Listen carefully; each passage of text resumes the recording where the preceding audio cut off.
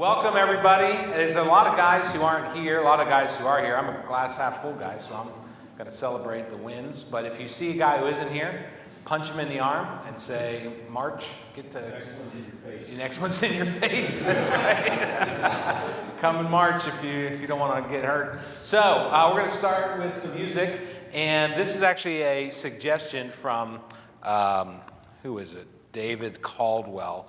What was interesting, 575, you grab your hymnals. Last time we gathered, it's been a year since we've done, or 2 years, since we've done College of Men. We learned how to sing like men, and you guys have carried that on in the worship services over the course of the last couple of years. I love to hear you guys sing out. It's a discipline, it's a skill, something we want to continue to develop. We're getting requests already for Rise Up, O Men of God, which isn't in the hymn book, but maybe I don't know, if there's a strong outcry for it, maybe we'll do it at the end, or certainly next time. But this is Soldiers of Christ Arise. Chad said we got to do Crown Him with Many Crowns, and then David said, let's do Soldier of Christ Arise, which is to the tune of Crown Him with Many Crowns. So you just bring it together. Everybody wins. Everybody wins. So let's sing all three verses. Let's stand up and sing Soldiers of Christ Arise. 575, that's right.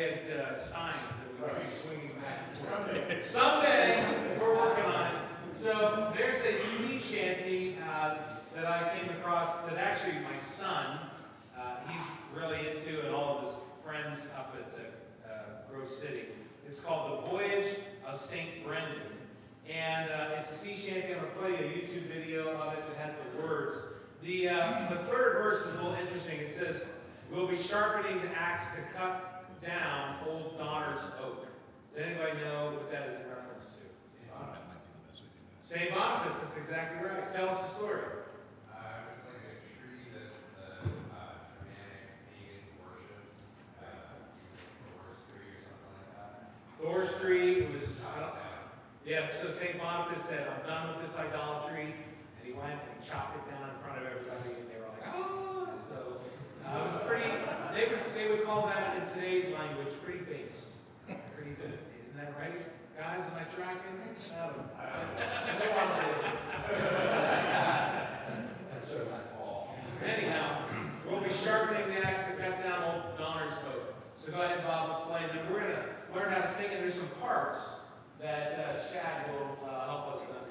we doing the whole thing, Nate? Yeah, it's not very long. Okay, I don't actually have the video, so I'm just gonna put the words on top of the audio. Oh, okay, that's fine. I thought that We'll be alright if the Lord be on our side. We'll be alright if the Lord be on our side. We'll be alright if the Lord be on our side. And the Lord is on our side. And we all belong to Jerusalem above. We all belong to Jerusalem above. We all belong to Jerusalem above. And we sail for Eden's shores. And we'll be alright if the Lord be our strength. We'll be alright if the Lord be our strength. We'll be alright if the Lord be our strength. And the Lord is our strength. And we all belong to Jerusalem. We all. it goes on like that forever, and it's great. But so there are 3 verses, and you do a chorus in between each verse. So I need Peter. Why can't I think of names? Peter and Chad. And so I'm told that this is done in parallel fifths, whatever that means. So what's going to happen is when we get to the chorus only, the song where it says chorus on the screen, you guys are going to sing the harmony. I'll keep the chorus going. And we've got a bass harmony and a tenor harmony. And, well, you explain it. Yeah, it's this chorus. Nate will be singing the lyrics that you see, but our part and your part will be very, very easy. We will sing while he sings, and we all belong to Jerusalem above. We're going to sing. So who here would consider yourself a tenor, like Peter, like a higher? That's the note you gotta hit. And then we have the bass down here. Okay, okay. So I will sing the bass, and Peter will be singing the tenor. So we all. Okay, so it would sound something like this. And we all to Jerusalem, and we all to Jerusalem, and we all to Jerusalem, and we sail for Eden's shores. So some of you are gonna go, some of you are gonna go, It's really easy.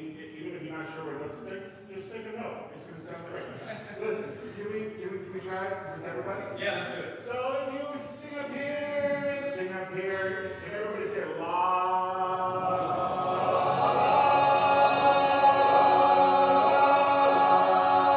Good. Okay. So and then you just go just down one step or and then you go back up. Who's singing with me though? Me, this is me, man. He sings the chorus. That's the whole point. It's a competition. You better not mention it. This is a minstrel. Okay, so here we go. Okay, let's try. 1, 2, go. And we all to Jerusalem, and we all to Jerusalem, and we all to Jerusalem, and we sail for Eden's shores. So every time we get to the chorus, which is after every verse, we'll sing the unison. We'll sing in unison for the verses, along with Pastor Nate. But when this is chorus, we and everybody except for Nate will sing this alternate part. We all got it pretty easy. And I think we got an accordion. And we got an accordion. How about you? Good. Yes. Okay. And Ben's gonna run the PowerPoint, so let's start at the first verse. I will sing the next part. All right, let's stand up and sing. Here we go. So I'll play it through one time, and then we'll take the first one. Here we go.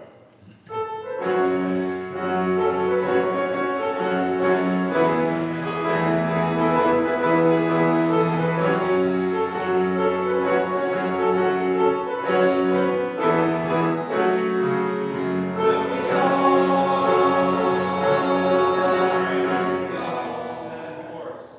That's the first one. But we'll be all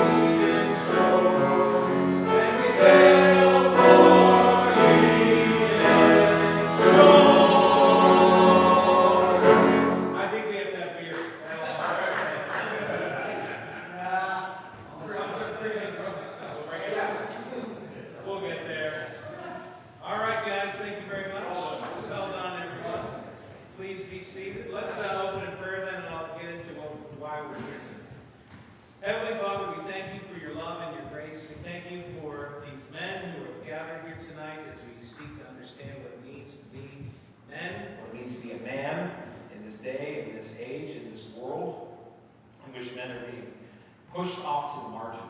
And we believe that it is by your word that you have shown to us and declared to us that it is in your intent that men occupy the center. So Lord, I pray that you help us to recognize our roles distinctively as men in our families, as fathers and husbands, as sons, that you help us to recognize our role in the church as leaders and in the community, as community leaders as well. We pray that you would come to us now by your Holy Spirit. Give us your grace to understand. We pray this in Jesus' name. Amen. All right, let me pull up my PowerPoint. Well, that's interesting. Yep. All right, very good. Here we go. So, it's been several years. How long ago was it when we did this? Anybody remember? No, it wasn't pre-COVID. 2 years ago. I thought that was a fruitful time together 2 years ago, and then we've been preoccupied for 2 years. I've been winning the center and fighting the wars to win the center. And the Lord has been, I think, very kind in our church by bringing greater clarity and understanding about who we are as Beverly Heights Church, and then also what does it mean to be men. And men have, as I've already said, lost the center, and God is calling men to reoccupy, to reestablish and be in the center. So as I've been thinking about you guys, and I've been thinking about our church and wanting to pull us all back together, the Lord impressed upon my heart a call back to the College of Men to look at 3 themes in particular. I don't have an overarching theme other than masculinity and manhood. But when I think about that in our given culture, and I think about that in our given moment in the church, it was these 3 categories that came to mind. The recognition that manhood has been pushed out to the margin, and we're going to look at that in detail here this evening. Then, and the necessity to occupy the center. But if we're going to occupy the center, it has to have purpose. God wants us to be in the center for a reason. And that reason, or at least part of that reason, includes, it seems to me, the necessity of courage to fight. Once you gain the center, you have to keep the center. And you've heard me talk about the way in which we've been working to win the war, but now we're making the turn to win the peace. And the winning the war is getting into the center. The war to win the peace is to hold the center. And then the strength to build, once you have the center, you're not supposed to just go to sleep. There's work to be done. The strength to build whatever it is that God is calling us to build in the center of our homes. You guys as men, as if you're married, you occupy a particular place. It's the center.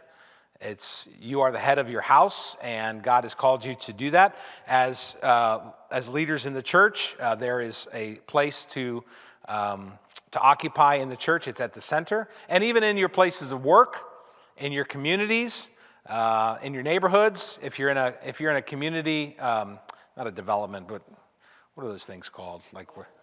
Cul-de-sac. Where does Brian Whitecap live? Yeah, not just a neighborhood. Why can like a development or whatever he's in? You just occupy the center of everything. Condominiums, all those things. Be in the center. So, manhood, T-piece too. Manhood in the margin necessitates us coming back in. The courage to fight is a call for men to be warriors. And that's something that you almost can't even say anymore. But I think that there's a necessity laid upon us as men to recover that part of our identity, to be warriors, to fight against the enemy. And sometimes the enemy is at the gate, And sometimes the enemy is very close. The enemy's right in here. And so we do war with the enemy at the gate, and we're called to do war at the enemies that are in here. Sin, pride, vainglory, all of the sneaky sins, as Kyle would say, all of the tropes, lust, money, greed, all those kinds of things, they're real. We are to do battle. Kill the dragon is one way we've described it around here, and others have as well. Either way, it's our job to resist and to fight, and then to build. Men must win the war, but also win the peace. And when the war's over, God calls us to build for his glory. And that includes our families, the church, and the world. But to do any of that, to even get started, you have to occupy the center. You have to come back to the center. In order to recover the masculine in this day and age, which needs to happen, and there's been a reaction. You're seeing it in the culture right now. I was just looking at some stuff online, some news, and there was a recap of the Super Bowl. Other than John, how many of you watched Super Bowl last night? Did you happen to notice, as many commentators, social commentators, took note of, that President Trump received an ovation at the Super Bowl, and Taylor Swift was booed by everybody? That didn't happen before. That didn't happen at the last Super Bowl. She was lionized, and it was whatever it was. It was very different now than it was then. So there's a shift. There's a reaction to these things. Reactions aren't enough, but they are indicators that things are starting to happen. And I would say that if God is calling us, and his plan has been for us to occupy the center all along, just being against what was isn't sufficient. So if feminism has been a culprit in pushing men out of their spaces and out of their places, then being anti-feminine is not enough. We have to be more than just anti-feminine. We must be pro-masculine in all of the appropriate understandings, the appropriate sense of what it means to be a man, to be pro-masculine. Because being a man is good. It's good to be a man. To borrow a title from a book I think I've referenced before with you guys, it's good to be a man. And so let's embrace what that is and not be afraid or embarrassed or apologize for occupying the places that God calls us to occupy. So I want us to recover masculinity as a means of recovering the center, not just be anti-feminine or against women or the overreaches or the overstepping of boundaries by women. Who's that one politician who, she's a senator, and she was squawking about women, trans men in sports, but she was also the first woman to graduate from the Citadel from West, I think it was at West Point. Anybody hear that in the news? Am I the only one that watches the news? Yeah. Do you know that lady? I can't remember her name. Her father was like the president of the school or something like that. It was an all-men's military school, and she was the first, the Citadel, yeah. She was the first, and she's a senator now, but she was railing against, we can't have trans men in women's sports, and yet she didn't have any problem invading men's spaces. We can't have men in women's spaces, but it's okay for women to invade men's spaces. Well, that's hypocritical at best. And it's a disguise of the feminist agenda. And we should see it for what it is, but just railing against that is not going to be sufficient. We have to have good arguments and a good understanding of who God has called us to be. Men have been pushed to the margin, and when they are pushed to the margins of our society, things happen. When men are pushed to the margin, there are repercussions to that can be felt, that can be seen. Andrew Tate is an example of that, and I'll explain that a little bit more in just a minute. And it's not just Christian pastors like myself or other commentators of culture who are seeing this. Even feminists are seeing some of the problems here. Have any of you ever heard of a woman by the name of Camille Anna Paglia? Camille Anna Paglia.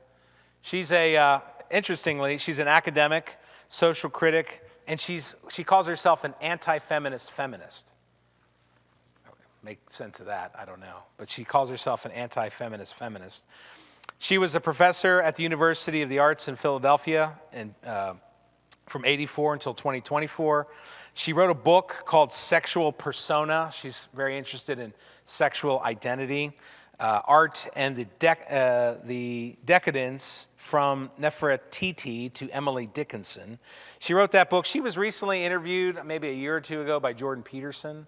But she was interviewed back maybe 10 years ago or so, and the YouTube video that I want to show you in just a second, it's got almost 5 million views, which is really fascinating for a woman who's a pretty avowed feminist, anti-feminist feminist, but she still thinks that we should have legalized prostitution, all kinds of weird views.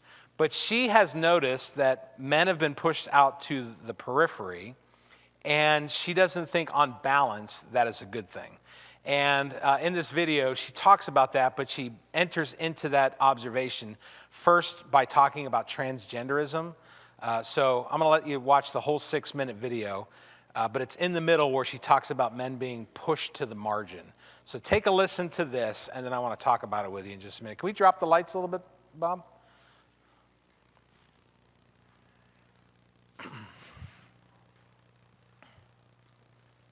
There is something weird, despite that, about the transgender question, right?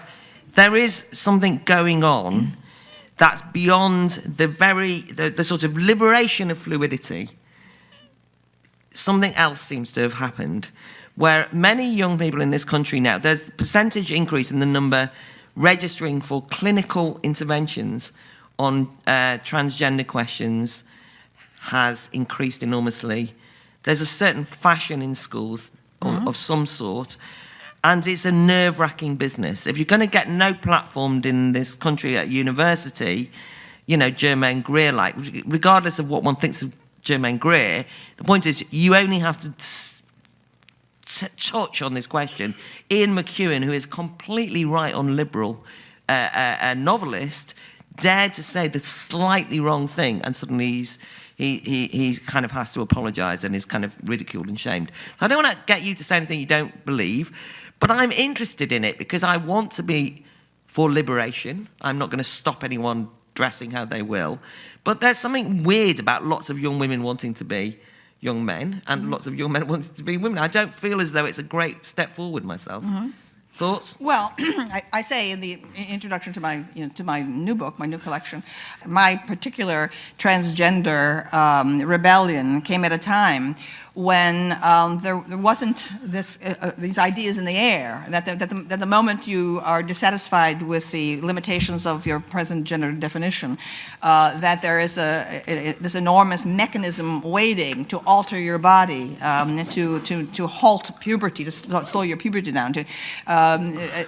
People, all very well-meaning and very sympathetic, are there to provide surgical intervention and potential, permanent changes in your body with which there's no going back. Okay, for me, a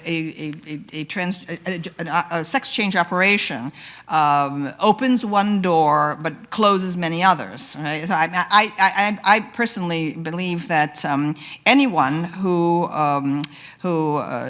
collaborates in an intrusion into a developing child's body and mind is guilty of child abuse, a crime against humanity, okay, because that child is not prepared to make such a decision, okay. I think that such decisions about sex reassignment surgery must wait when one attains a majority, which would be, it seems to me, a minimum of age 18. I'm very concerned with this because I think that it's become a fashion, okay, that the transgender definition has become a kind of convenient label for young people who may simply feel alienated, okay, culturally for many other reasons, okay. So that in the 1950s they might have become a beatnik, in the 1960s they might have become a hippie and taken mind-expanding drugs, okay. And so today you're encouraged to think that it's an alienation is because you are not not totally identifying with your particular inherited gender definition. So I'm very concerned about this. I think that a lot of it, I think that the collaboration of the bureaucratic machinery with it has to do with the assault on masculinity, okay? Okay, so you see, gender doesn't really exist. It's not really polarity. I mean, everything's all about expanding women's rights, but also terminating men, okay, and defining men out of existence. Masculinity is by definition toxic, okay? Masculinity doesn't exist. And you see, this is the proof of it. Now, I began all of my studies, my book Sexual Personae began as a dissertation at Yale graduate school on androgyny. I've always been fascinated, attracted to the subject of androgyny, and that's what sexual personae is. I explored it in history. But the more I explored it, I realized that that historically, the movement toward androgyny occurs in late phases of culture, okay, as a civilization is starting to unravel, okay, and that you can find it again and again and again through history in the Greek art, okay, you can see it happening. All of a sudden, okay, there's a kind of there's the sculptures of handsome nude young men athletes that used to be very robust, okay, in the archaic period suddenly began to seem like wet noodles, okay, toward the end, okay, and that the people who live in such periods, a late phase of culture, whether it's the Hellenistic era, whether it's the Roman Empire, whether it's the Mauve decade of Oscar Wilde in the 1890s, whether it's Weimar Germany, people who live at such times, okay, feel that they're very sophisticated, they're very cosmopolitan, okay, and homosexuality, heterosexuality, so what, anything goes, and so on, all right, but from the perspective of historical distance, okay, you can see that it's a culture that no longer believes in itself, okay, and then what you invariably get are people who are convinced of the power of heroic masculinity, okay, on the edges, whether they're the Vandals and the Huns, okay, or whether they're the barbarians of ISIS, okay, you see them, starting to mass on the outsides of the culture, and that's what we have right now. That there is a tremendous and rather terrifying disconnect between the infatuation with the transgender movement in our own culture and what's going on out there, okay, all right? And so I mean, that's why I'm concerned. I feel it's ominous, okay? I question whether the transgender choice is indeed genuine in every single case. But what concerns me is when well-meaning adults, believe that they're helping people by making it easier some permanent change in the body from which there is no going back. For example, Brown University, one of the elite Ivy League schools in the United States, put sex reassignment surgery on its student insurance program. Okay, so that it becomes they can get a sex change in college. I thought, oh my Lord, okay, I feel that's evil. Okay, because what it does to young people today facing an uncertain job market. Okay, what it says, people who are questioning their gender while they're at Brown University suddenly feel, well, it's like economically a better judgment for me to move now on this rather than to wait till I don't have a job and living in my parents' basement. Okay. So actually, the adult community trying to be understanding, okay, is, I think, involved in possibly making a permanent change in someone's life that could have tragic consequences. So there's a lot there. That was only 6 minutes. No, she talks that way. Yeah. So there's a lot there, and she talks in a kind of a stilted way that's interesting and. But anyhow, everything she had to say about the transgenderism, I think, is fascinating. But did you notice what she had to say about masculinity? That was the point of what I wanted to show you. A couple of things she recognizes, that in a decaying culture, a late culture, a culture that's dying, is when homosexuality, transgenderism, and effeminacy occupies the center. That's what's in the center of culture. That's what people look at. They're very cosmopolitan. They have money and leisure time to be able to play with these ideas. And what takes center stage, what occupies the center, is this non-masculine, weakened form of masculine, an effeminacy, a homosexuality, now a transgenderism. And that is a sign of the death of a culture. which I think is fascinating that somebody who's actually pretty sexually promiscuous in the sense that open, she's got a lot of open ideas about sexuality, would say that. And then to say that those who would help with a transgender surgery are evil, that was pretty strong language too, which I thought was interesting. But did you also notice what she said about people who still retain and believe that strength and what she called hardened masculinity is still appropriate and viable? She said they go out into the periphery. They surround the periphery. And she didn't say it explicitly, but it's there, and I'll say it explicitly. She said that it's making her nervous. Why is she nervous that hardened masculinity is accumulating in the perimeter, like the Vandals and the Gauls? Yeah, go ahead, Todd. It's going to rush into the vacuum that's being created, and they're going to take over. Like, what's the? Well, there's no vacuum. It's filled with crap, and the hardened masculinity on the perimeter doesn't like being pushed out into the perimeter, because men know they're supposed to occupy the center, but they've been pushed out by culture to say, well, you're toxic and you're not cosmopolitan and you don't understand and you're not tolerant and all the buzzwords. And so they get pushed out into the margin. They get pushed out in the cul-de-sac. They get pushed out in places of work. They get pushed out in all these different spheres. They want to identify with and engage in and live by what they know is just to be natural, what they were made to be. And so they want to affirm a natural and historic masculinity. They go out in the perimeter, they get even more hardened, and then they collect. And then they don't get sucked into the vacuum. What they do is they just attack they attack the center. When you get pushed out to the perimeter, you attack the center. When Rome was in decay, when it was in the late stage of the Roman Empire and the Roman culture, and there was a bunch of homosexuals in the center, in the Senate, they were ripe for the taking. And the Vandals and the Gauls and the Visigoths knew it. And so they just walked right in. And that results in a lot of heartache and pain, because you've got these men who know that they belong in the center, who've been pushed out. They've got anger and frustration growing, and it's got to be expended somewhere. God made men to be strong, to fight. And if they don't have worthy objects, they're going to fight the thing that they believe is their enemy, which is all the forces that have drove them out to the periphery. And guess what's in the center? Nothing that can defend itself. It's all weak, it's soft, and that's when the collapse of the civilization runs its full circle.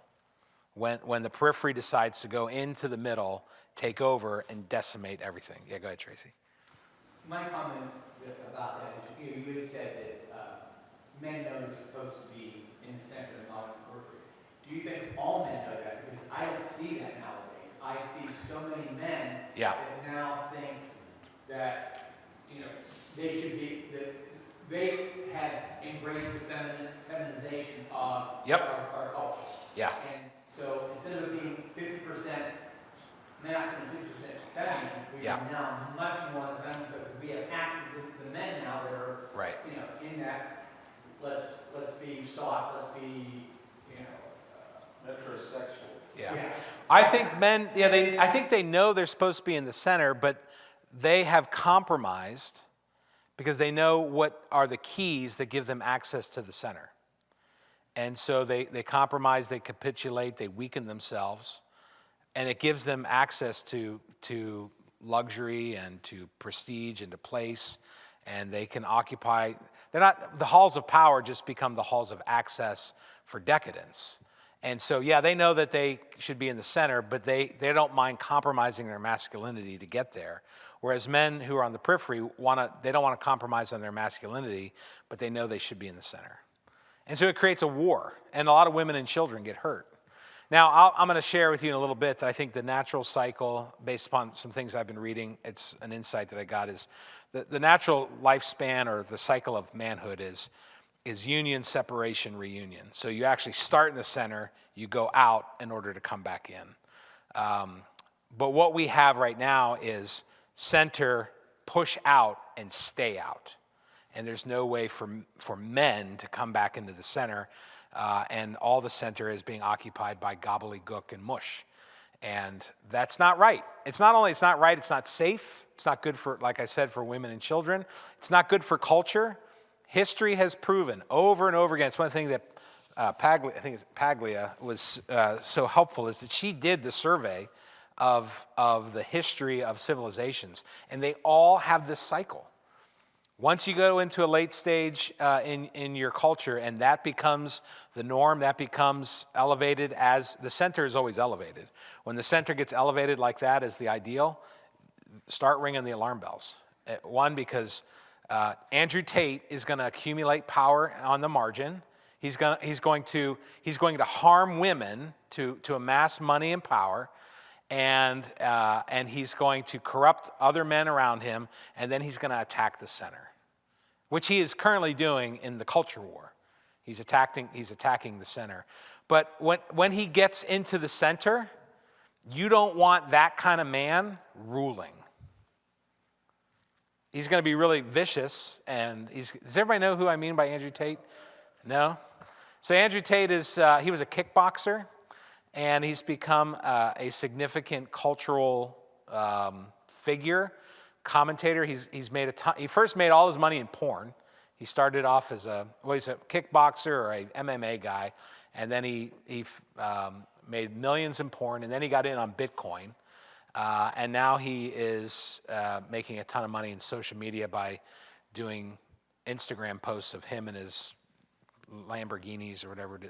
What's the sports car with the B, like Bugatti? What is it? Bugatti. Yeah, the Bugatti. I'm not that culturally hip, so I don't know all the buzz terms. But he is, if you do any kind of research or just spend a little bit of time listening to what Andrew Tate is saying, he is an angry dude who's literally been, I think he's been, I don't know where he resides now, but he can't come to the United States because he's got warrants out for his arrest. So he's literally in the periphery. But because of technology and communications, he can launch his communication missiles into the center. He's a type. He's a type of figure, and others are going to follow and try to mimic what he's doing, and they're going to attack the center. Because let's face it, there is something about the center that's worth resisting. But they don't know what they're not doing it for the right reasons.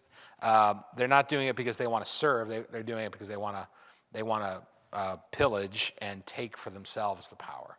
And they also want to be in the center because they know that that's where they're supposed to be, but they don't know how to occupy it correctly. So I want to think about what does it mean to occupy the center for the right reason. So men are put into the periphery. That's one way of dealing with masculinity. The way in which our culture has pushed men to the margin is by pushing them out into the edge by having this soft goo in the middle. The other really significant strategy that has taken place over the last 50, 60 years is, and Tom's going to be writing about this, but it's cancel culture, but in a particular way. Cancel culture through the longhouse. How many of you have ever heard of the metaphor of the longhouse? How many of you have ever been put in the longhouse? All of you have been put in the longhouse. I have news for you. You have all been put in the longhouse. I saw somebody writing recently, if you ever get an invitation to the longhouse, politely refuse. Let me share with you an analysis of what the longhouse is. This is an article written in First Things magazine, which is a distinctively Christian magazine. Stand up for the glory of God, David. I appreciate that. All right. Okay. I don't know what you're doing right now, but there is First Things magazine. They put out this article in 2023, so not that long ago, by an online writer who uses the handle name Lomez, and he wrote an article trying to give some clarity about what is the longhouse, because the longhouse is a meme. Does everybody know what a meme is? Okay. There you go. So the meme has been used online, and he saw that there was sufficient uncertainty about what that meant. So he wrote an article describing and defining what the Longhouse is. And so I just want to read you a couple excerpts out of it. He says, more fundamentally, the Longhouse is a metonym, kind of like a synonym, but not exactly, a metonym for the disequilibrium afflicting the contemporary social imaginary. That is a long way of saying it's a meme, but this is what it means. The historical Longhouse was a large communal hall serving as the social focal point for many cultures and peoples throughout the world that were typically more sedentary and agrarian. If you've ever been to the Pittsburgh Museum, the Carnegie Museum in Pittsburgh, on the second floor they have a Native American Indian section that talks about American Indians in Western Pennsylvania and in North America at large. And they have a model of a Longhouse, which is actually pretty fascinating to look at. And it was a place where you would smoke meats and store grain, and some people would sleep there, but it was a place of communal agricultural life. But Lomez goes on to say this: the most important feature of the Longhouse and why it makes such a resonant and controversial symbol of our current circumstances is the ubiquitous rule of the den mother. The den mother. Everybody understand what I mean by that? So if you get sent to the Longhouse, who are you being sent to be reformed by? The den mother. So a trip to the Longhouse is a place where the bad boys go to be reformed by the mothers and the grandmothers. Nurse Ratched, yeah, who was that from? One Flew Over the Cuckoo's Nest? I've never seen that. Is Nurse Ratched? She is a den mother in the Longhouse. The most important feature of the Longhouse and why it makes such a resonant symbol of our current circumstances is the ubiquitous rule of the den mother. More than anything, the Longhouse refers to the remarkable overcorrection of the last two generations towards social norms centering feminine needs and feminine methods for controlling, directing, and modeling behavior. The Longhouse is how many of you saw Uncle Buck? Anybody remember Uncle Buck? Do you remember that crabby woman that was yelling at the little girl or the little boy because he wasn't behaving right? And she was the strict disciplinarian to get that boy in line. As of 2022, women in our culture have occupied greater and greater percentages of the workplace. They earn a higher degree of master's degrees. 52% of professionals are women, 57 have bachelor's degrees, 61 master's, 54 doctoral degrees. And because they overrepresent in professions such as human resource management, which is where the Longhouse lives in your places of work, and they also serve as compliance offers. So human HR, 73%, compliance offers 57%.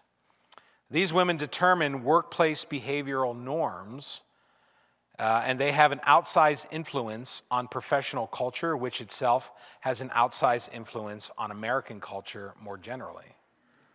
So the Longhouse is where you go to learn to live and to behave in accord with feminine ideals, feminine perspectives, feminine ways of behavior. He goes on to quote this biologist, Joyce Benson, that is Lomez, and this is the quote: "From early childhood onwards, girls compete using strategies that minimize the risk of retaliation and reduce the strength of other girls. Girls' competitive strategies include avoiding direct interference with another girl's goals, disguising competition, competing overtly only from a position of high status in the community, enforcing equality within the female community, and socially excluding other girls." If you want to know how you're supposed to behave in public, that was the description. Let me read it to you for one more time. This is where you work. This is where you go to school. This is how you're supposed to shop at Giant Eagle. From early childhood onwards, girls compete using strategies that minimize the risk of retaliation and reduce the strength of other girls. Girls' competitive strategies include avoiding direct interference with another girl's goals, disguising competition, competing overtly only from a position of high status in the community, and enforcing equality within the female community and socially excluding other girls. In other words, everything the Administrative Commission did. Everything. That's how they operated. Jonathan Haidt, anybody know that name? Jonathan Haidt explains that privileging female strategies does not eliminate conflict. Rather, it yields, quote, a different kind of conflict. There is a greater emphasis on what someone said, which hurts someone else, even if unintentionally. There is a greater tendency to respond to an offense by mobilizing social resources to ostracize the alleged offender. This is what it means to go to the Longhouse. Nowhere is this more apparent than in the realm of free speech and the tenor of our public discourse, where consensus and the prohibition on offense and harm take precedence over truth. You go to the Longhouse when you hurt my feelings. It doesn't matter if what you said was true. If you hurt my feelings, you have to stand up and publicly apologize to everybody. That's what it means to be sent to the Longhouse. Does this sound familiar to anybody? Anybody wondering why this is top of mind for me? I have seen the Longhouse. I know what it looks like. Further, these speech norms are enforced through punitive measures. If you don't behave the way you're supposed to, when the den mother tells you this is how you're supposed to behave, and you don't come in alignment with it, if you don't capitulate, there will be punitive measures, typically of female-dominated groups, which include social isolation, reputational harm, indirect and hidden force. Gosh, doesn't this sound familiar? To be canceled is to feel the whip of the Longhouse masters. There's a line for your article right there. To be canceled is to feel the whip of the Longhouse masters. The emphasis on feelings is rooted in a deeper ideology of safetyism. Jonathan Haidt and Greg Lukianoff in their 2018 book, A Coddling of the American Mind, which I've talked about, Peter's talked about, we've encouraged you guys to be familiar with it. They define safetyism as a culture or belief system in which safety has become a sacred value, which means that people are unwilling to make trade-offs demanded by other practical or moral concerns.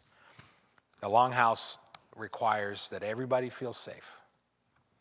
And if you violate that sense of safety, then you will feel the whip of the den mother. The Longhouse distrusts overt ambition. Men are ambitious. It's part of what it means to be a man. It censures the drive to assert oneself on the world, to strike out for conquest and expansion. Male competition and the hierarchies that drive it are unwelcome. Even constructive expressions of these instincts are deemed toxic, patriarchal, or even racist.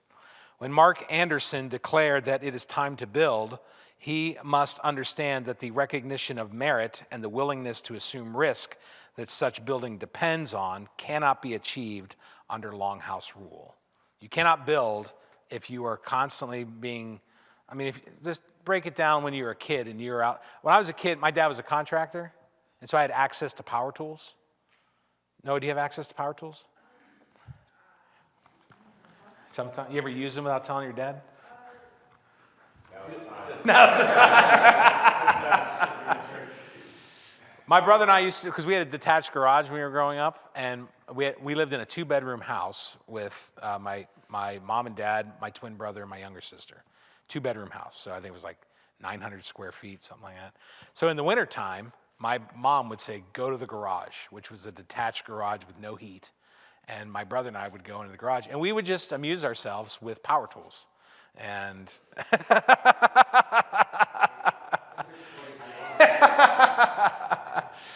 we would play hockey and do other things, but every once in a while we'd get into the power tools.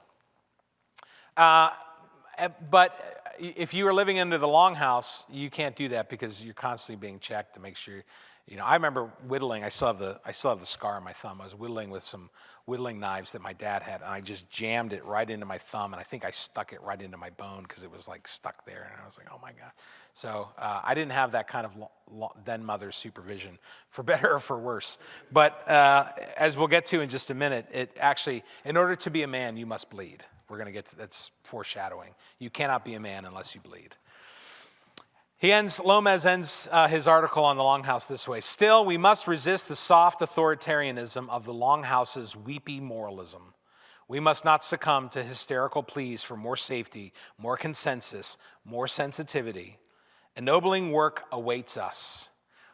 But we must first recognize the Longhouse for what it is and be willing to leave its false comforts behind. So, masculinity is under threat. You are called to be a man, but it's very hard to be a man these days if you're being pushed out to the periphery or you're being reformed in the Longhouse. So men, when they get frustrated, they're either going to burn down the Longhouse or they're going to attack the center. Neither of those are, on balance, good outcomes. So what are we going to do? What are we going to do about these things? Well, I want us to look at some things biblically and consider everything I've said as to whether or not it is viable biblically. This is Joseph. Joseph and his brothers. What does Joseph look like? Joseph looks like a girl. Any of you bring your Bibles? Well, we keep them in the pews. So, Genesis 37. I think for time purposes, I won't read the whole chapter because it is a long chapter. I'll summarize the chapter. Let me summarize. So, Joseph, he is the wet noodle that is living comfortably in the center. Joseph doesn't mind occupying the Longhouse. That's what chapter 37 is describing. Chapter 37 is a biblical description of the problem. Joseph is in the center, his brothers are in the periphery. So in 37, Jacob lived in the land of his father's sojourning in the land of Canaan.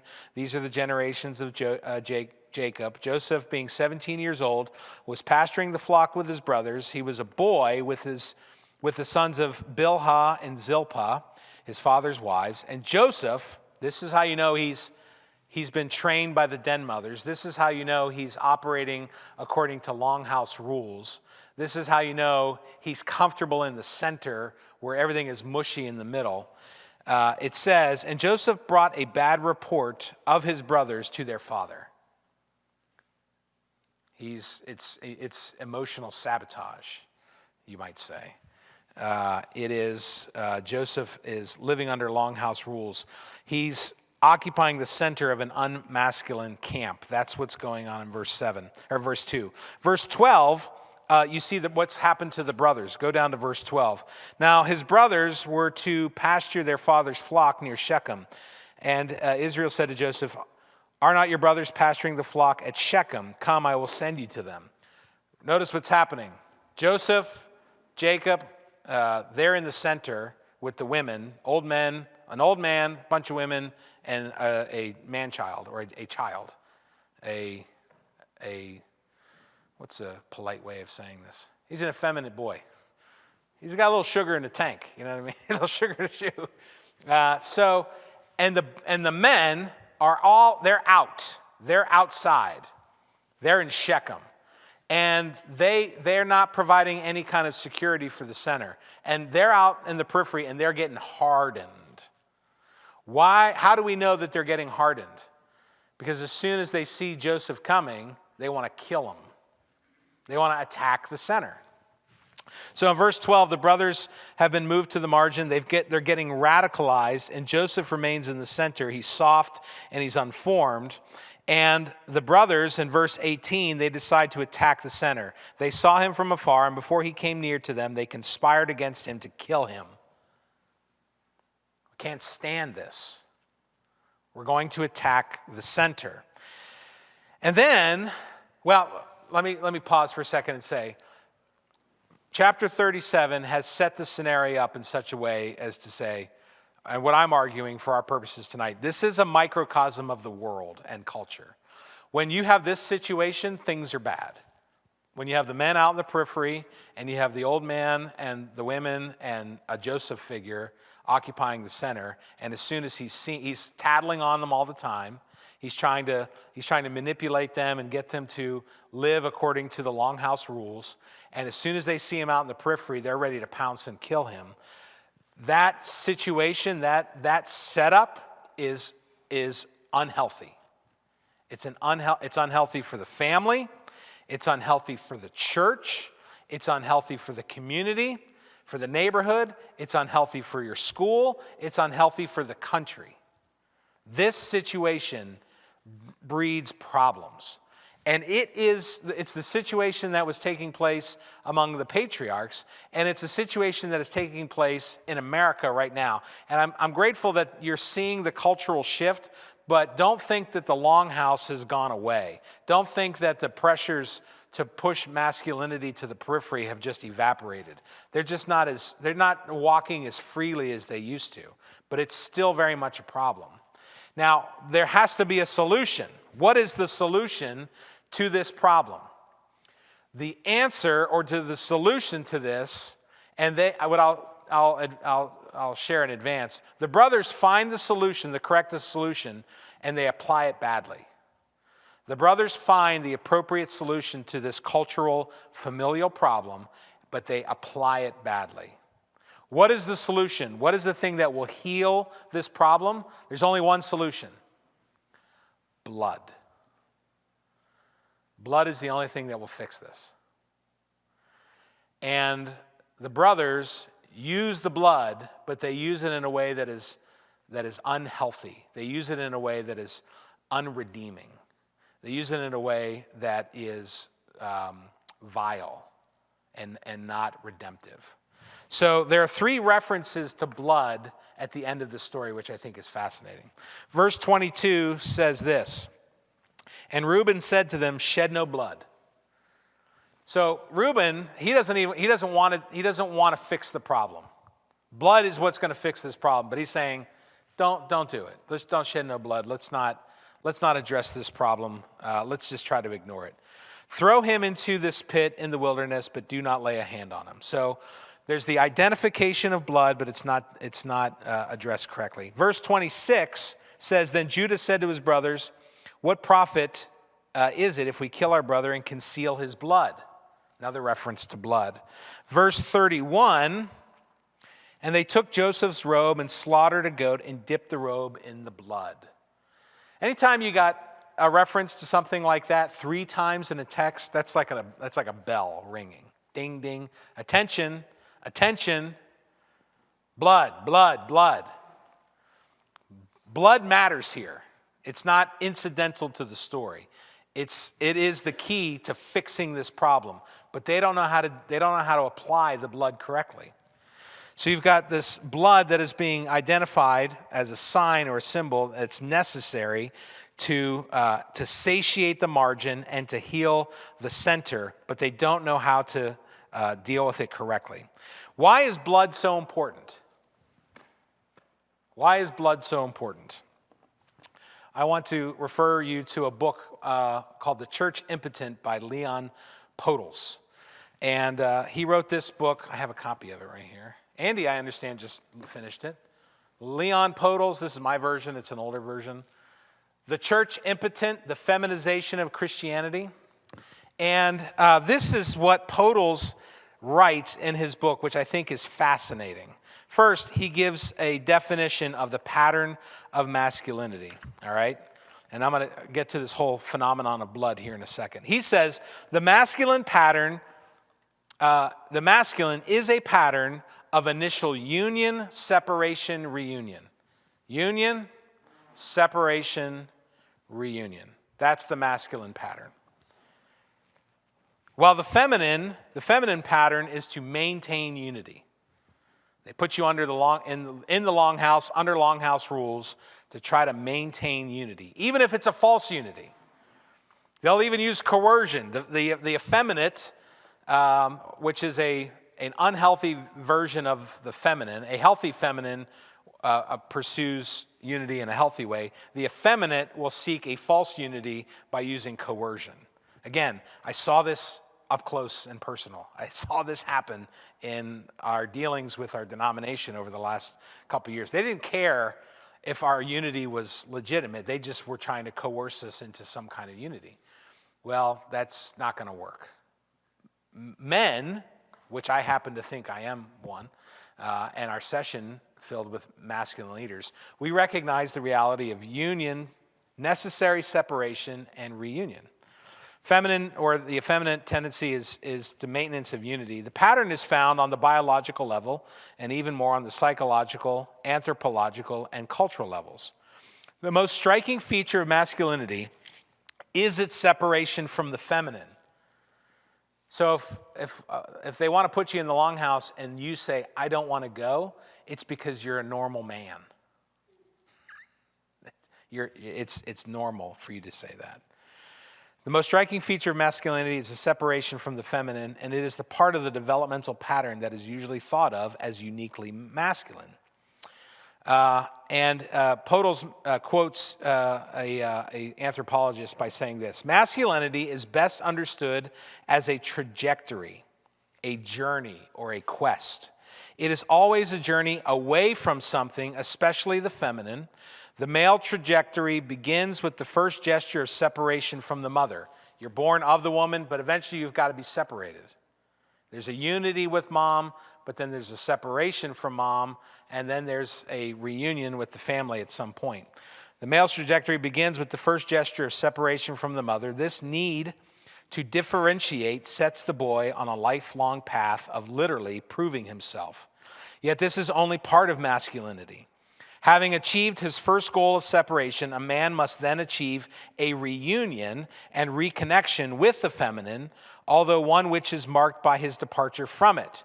The first union is sterile and must be broken so that the second, fruitful union may take place. The second union is achieved only through a man suffering the pain of separation and in his confrontation with death. Metaphorically speaking, maybe literally. My son is currently in the separation phase. You know, he grew up in my house. Now he's going off to college. He's facing death all day long. And I hear about it when it comes to calculus or or he doesn't have enough money to, buy gas to get home, or he's having, feelings for a girl and he doesn't know what to do. He's facing death all day long. And that's good. He needs to. And he needs to face that death. I don't know whose car is beeping. Anybody here? Could be CBS.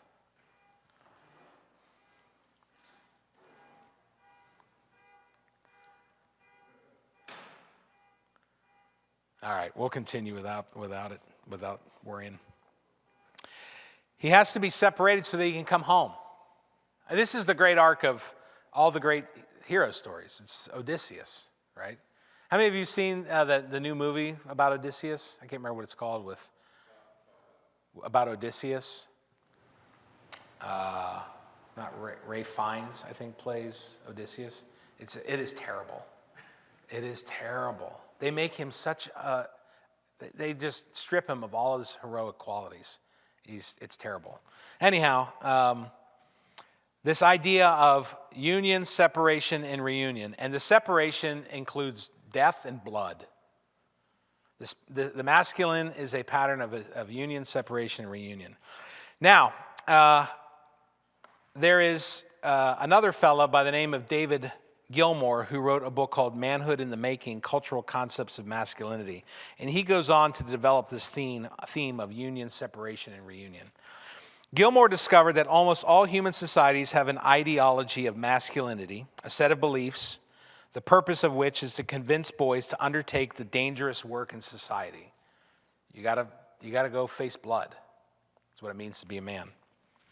Manhood on this view is not inborn, but a great and difficult achievement, a matter of storm and stress, of challenges and trials. You get separated from mom to face the giants. You get separated from mom to go kill the dragon. The infantile and the feminine are always threatening to drag a man back to keep him from achieving his masculinity. Get in the longhouse. Quit being disruptive. Put those knives away.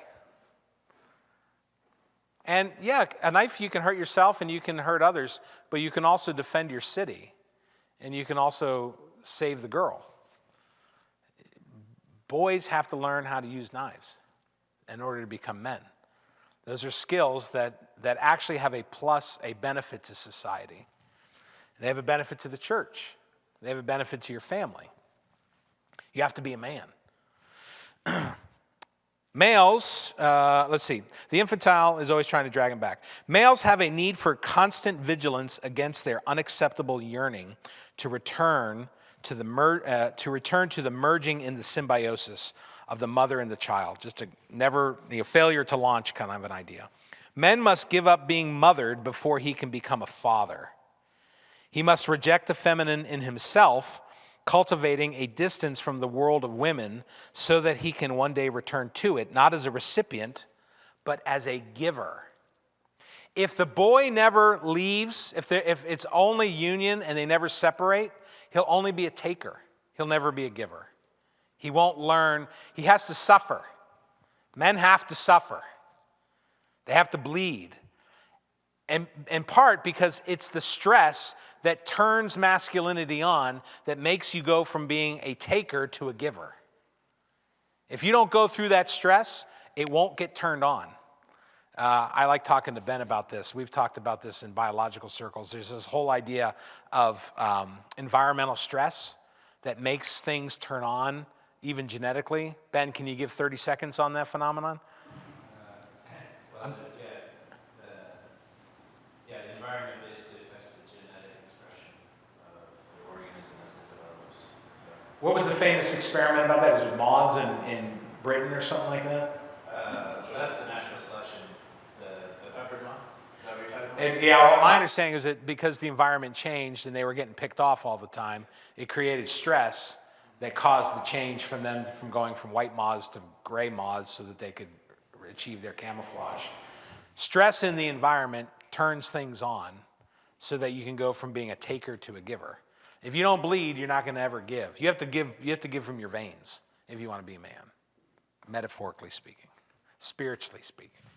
You have to give from your veins if you're going to be a man. Men must give up being mothered before you can become a father, and in order to go from a recipient to a giver. To be masculine, a man must be willing to fight and inflict pain, but also to suffer and endure pain. He seeks out danger and tests of his courage and wears the scars of his adventure proudly. He does this not for his own sake, but for the community's, to protect it from its enemies. Listen to that again. He does this not for his own sake, but for the community's sake, to protect it from its enemies, both human and natural. Masculine self-affirmation is, paradoxically, a kind of self-abnegation. A man must always be ready to give up his life. A man must always be ready to give up his life. The accepting of this very expendability often constitutes the measure of manhood, a circumstance that may help explain the constant emphasis on risk-taking as evidence of manliness. A woman faces danger in childbirth. There's legitimate danger there. A risk that she cannot escape. A man has to accept danger freely and willingly, or else he is not masculine, nor yet is he feminine, since his sex preserves him from the burdens of childbirth. They have to go find the stress. Women have stress brought upon them when they conceive. Men have to go out and test themselves. They have to go find the stress. They have to enter into the fray. You have to go out to the fray of the periphery, but you're not supposed to live there. You're supposed to learn there. You don't live there, you learn there, and then you come back with everything that you've learned back to the center to protect the center from all the things that are out in the periphery that want to attack the center. And when we don't let men learn their lessons and come back to the center, they become the problem. They become Andrew Tate. They become the toxic masculinity that can be real, that can really hurt a culture. We don't want that. We want men in the center, real men in the center. A woman, listen to this little graphic, but this gets to the point. A woman bleeds in menstruation and childbirth. A man bleeds in war, or in the rituals of circumcision, or in the hazardous occupations he undertakes, so that women may raise their children in safety. It is only through suffering and violence that men can achieve what women achieve by their almost compulsory experience of childbirth. Men nurture their society by shedding their blood. Men nurture their society. They give to society. They build society by spilling their blood, by spilling their sweat, their semen, by bringing home food for both child and mother, and by dying, if necessary, in faraway places to provide a safe haven for their people. Men go out into the fringe, into the periphery, into faraway places, and give their lives for the sake of the well-being of the center. And then if they survive, and many of them do, they should be brought home and put in the center where they belong, not sent out to the longhouse because they learned how to shoot. You know, a little bit of Jack Nicholson here. You want him on that wall. You need him on that wall. You have to have him there. Blood is necessary for a man to occupy the center. Blood is necessary. If you don't bleed, you have no business being in the center. You have to bleed.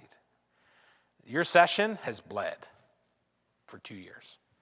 They've bled for this church. They deserve the center. There was a lot of people that were trying to knock them out of the center. They were proving themselves that they belong in the center. Why would we want to send people away who just demonstrated that they are the leaders? It's ridiculous. Blood is necessary for a man to occupy the center. This is, however, what Joseph's brothers did. They avoided the blood. Verse 22, and Reuben said to them, shed no blood, throw him into this pit here in the wilderness, but do not lay a hand on him. Let's not deal with the blood. He wanted to avoid the necessity of blood. Reuben fails. They wanted to conceal the blood.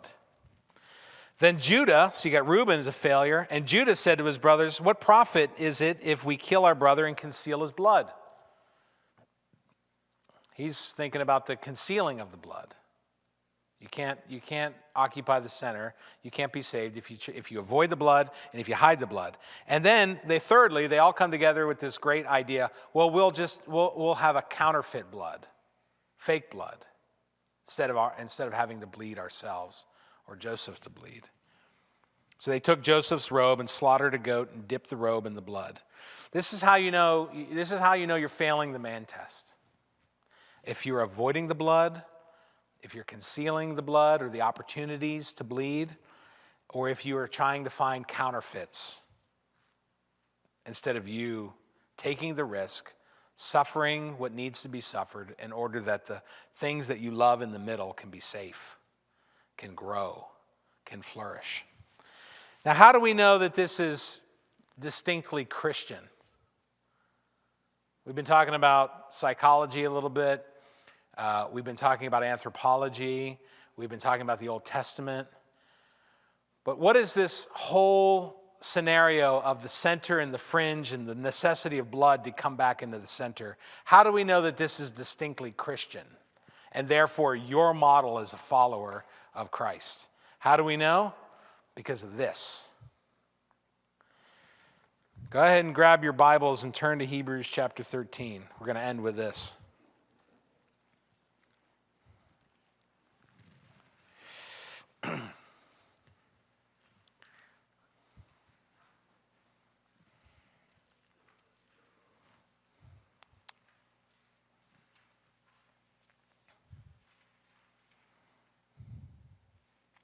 Hebrews chapter 13, verses 7 through 16. This is what the writer of Hebrews says. Remember your leaders. Those who spoke to you the word of God, consider the outcome of their way of life and imitate their faith. And then he goes on to talk about the best leader of all. Jesus Christ is the same yesterday and today and forever. Do not be led away by diverse and strange teachings. Don't be thrown into the longhouse. Don't be cast off into the margin. Don't be led astray out of the center where you belong, where you're supposed to occupy. For it is good for the heart to be strengthened by grace, not by foods which have not benefited those devoted to them. We have an altar which is in the heart of the city, which is in the heart of the temple. It's in the very center of everything. We have an altar from which those who serve the tent have no right to eat. For the bodies of those animals whose blood is brought into the holy places by the high priest as a sacrifice for sin are burned outside the camp. So Jesus also suffered outside the gate in order to sanctify the people through his own blood. Therefore, let us go with him outside the camp and bear the reproach he endured. For here we have no lasting city, but we seek the city that is to come. Through him, then, let us continually offer up a sacrifice of praise to God. That is the fruit of lips that acknowledge his name. Do not neglect to do good and to share what you have, for such sacrifices, for such bleeding is pleasing to God.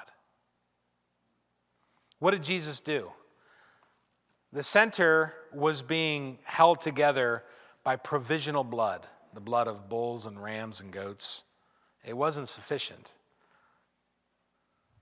And so Jesus left the center of Jerusalem, center of the holy city, and he spilt his blood on the outskirts of the city so that everybody could come back into the city.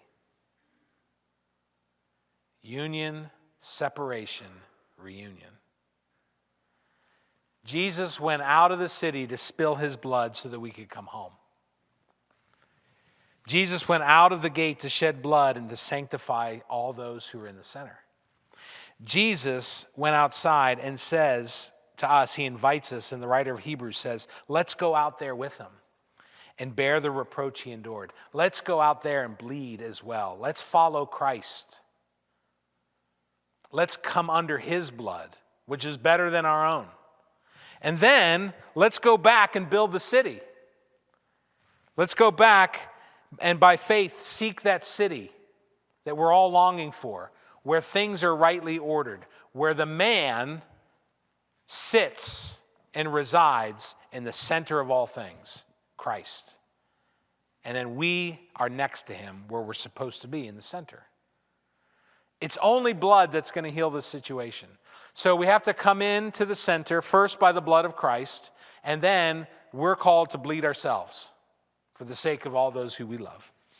To go out into the fringe, to fight, and to come back and serve. To prove that we're willing to die in order that we might live here. So the way in which the world is set up now is it wants you soft in the middle, compromise, don't bleed, don't worry about it. You can be effeminate and dance around and change your gender and do whatever you want and live in the center. Or you can go out in the periphery and get angry and kill each other and then pillage. Or we can follow what God has called us to do, which is to be men and not apologize for it. And not buy any more of the crap that tells us that what we know deep down inside by nature is good because God made it is somehow psychologically damaging or harmful. You're made to be men. You know you're supposed to be in the center. And you can occupy the center, and you have to occupy it in a particular way. And God has given you the way to do it and the means to do it. And so I want to say, go be men. Don't listen to the noise. Don't listen to the lies. Don't listen to the den mothers. Don't go to the longhouse. Don't listen to Andrew Tate. Don't listen to the Goths and the Visigoths. Go and serve and bleed and come home and live and rule like kings. Because that's what God has called you to do. We should sing something to wrap this all up. What are we singing? Let's sing the first song. Let's just do the hymn again because it's about soldiers and war and fighting and all that stuff. How's that sound? Maybe it'll make sense this time.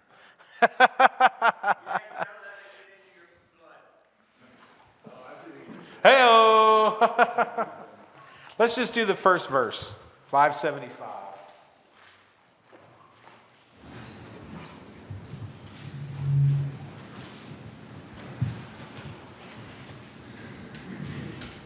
Actually, let's do 1 and 3. 1 and 3.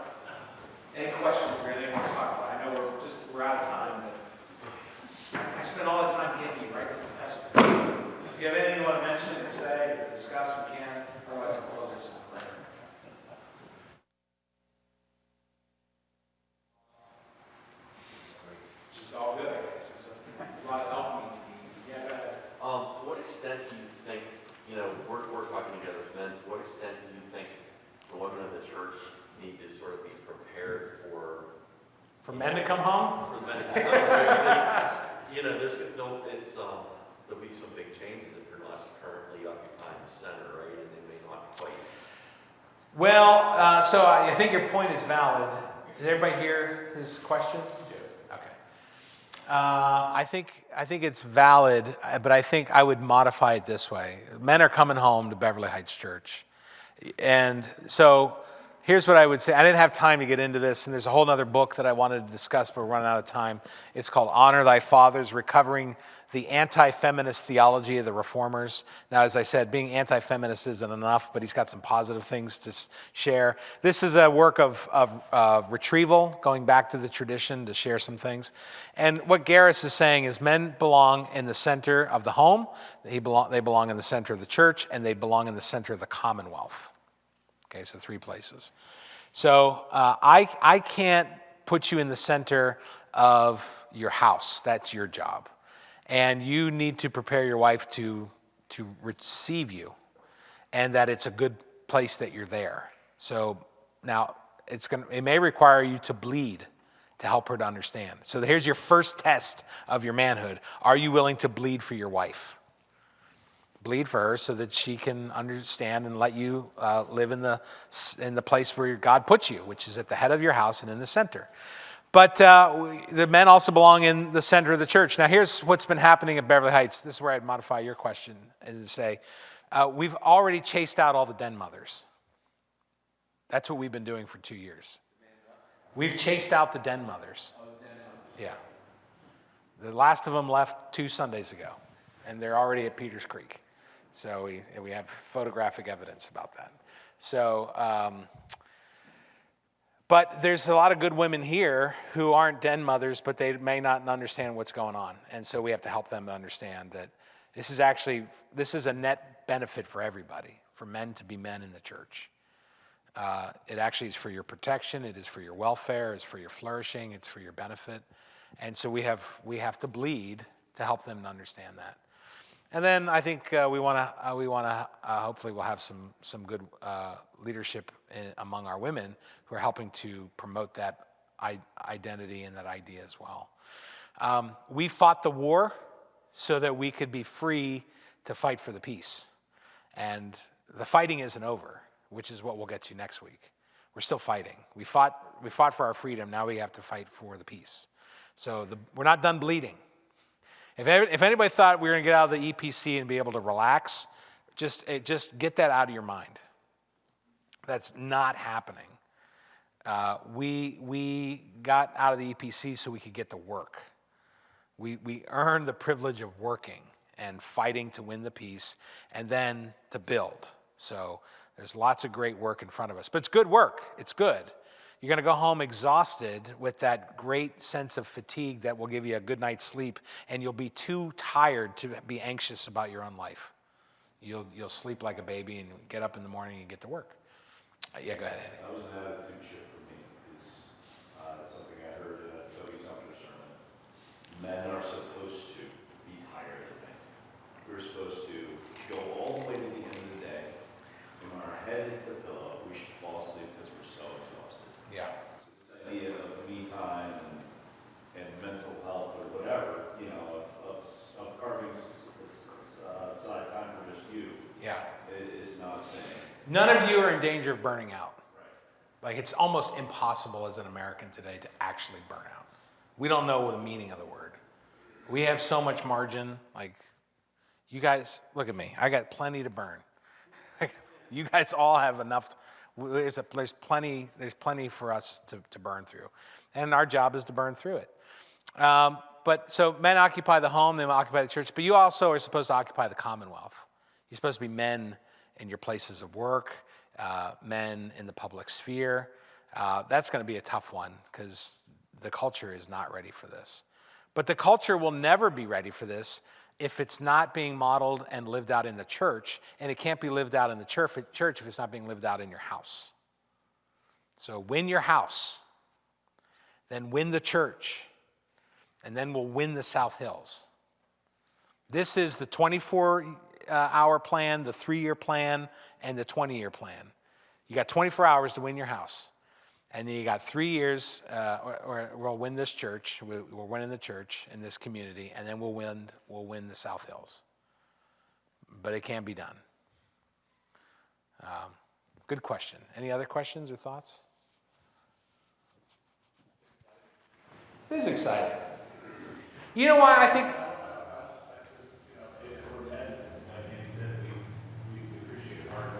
Yeah.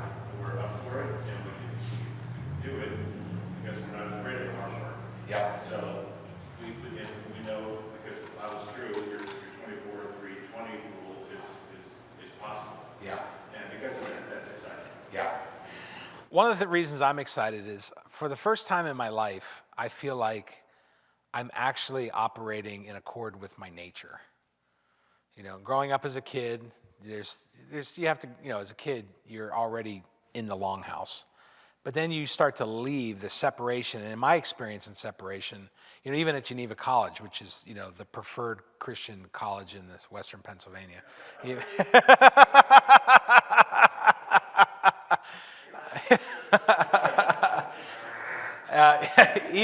Even at Geneva College, I remember having a conversation with one of my professors, asking the question, because I had a job interview at a church as a youth pastor, and they were asking me what my view was on women's ordination, and I said, well, I'm not actually sure. I haven't developed a great answer, but my instincts were, we are not supposed to do that, right? Because that's in the Bible. Like, doesn't the Bible say not to do that? So I wanted to make sure I was ready for my interview, and so I'm having a conversation with one of my professors, and he goes on this long diatribe because he was a Peace USA pastor as well as was a former Peace USA pastor. And he was saying, well, so these views about women, that they're really culturally construed, and Paul didn't, he was a man of his times, and the Holy Spirit's brought new insight, and it was all this longhouse, feminist gobbledygook that did everything to, it was causing me to tamp down things that I just believed instinctually as appropriate. And then you start working in ministry and you get rewarded if you're effeminate and soft. And you have to learn how to kind of, play the game. And I was in Presbyterian leadership, and I learned pretty quickly they weren't interested in leaders. I wanted to be a man. I wanted to be a leader. And I was like, we should do this. They're like, oh, that's not how we do things. No, slow down there, kid. I'm like, what? It's obvious. We should do that. No. And there's all this shave the edge and slow down and calm down. And there's this constant reinforcement of denial of your own common sense. And I feel like for the first time in my life, I'm just going to be a man. I'm going to live out my manhood. I mean, I've been doing it in my home, but I'm going to do it publicly, and I'm not going to be ashamed of it anymore. I'm a man. I want to be masculine. I've bled for this, and now I'm ready. I'm ready to go. So I'm excited, and I think that I'm seeing things getting rightly aligned, and I'm excited about what can be unleashed when things get rightly aligned. When things aren't in right alignment, they're locked up. Things can't happen. But when you get them in alignment, things, whew. And talk to Frank. If you got an 8-cylinder engine and they're not in the right alignment, does anything work? No. If the timing's off on your cylinders, there's no power. You get all 8 of those cylinders lined up and the timing's right, power. Things can get unleashed. I'm excited about that. All right, we need to finish up the elk meat. Let's do that. I've kept you longer than I promised. Let me close in prayer. Father, we thank you. We thank you that we had a time in your house to explore what does it mean to be a man? What does it mean to occupy the center? And we only want to do what you have called us to do. And you went out of the city to die in order to save those in the center, in order to sit in the center of the holy city and to serve. And Lord, I pray that we might be men of similar character and conviction, that we'd be willing to bleed not for our own conquest, but for the benefit of the city, for the benefit of others, so that things can be healthy and so that they can flourish. So help us to serve, help us to love, help us to bleed, and help us to be men. We pray this in Jesus' name. Amen. All right.